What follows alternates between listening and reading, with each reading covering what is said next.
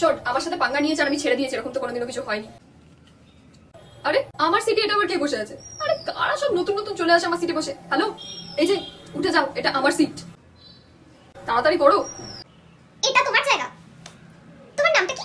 আমার নাম? You asking my name? Ruhan. ওকে।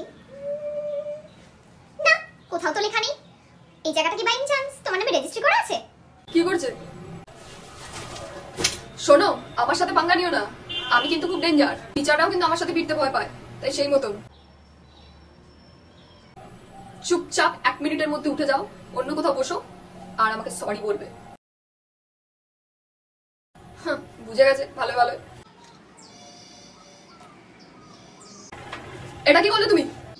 আসলে আমি বসেছিলাম তো, সিটটা হয়তো নোংরা হয়ে গেছে, তাই ভাবলাম একটু জল দিয়ে ধুয়ে দিই।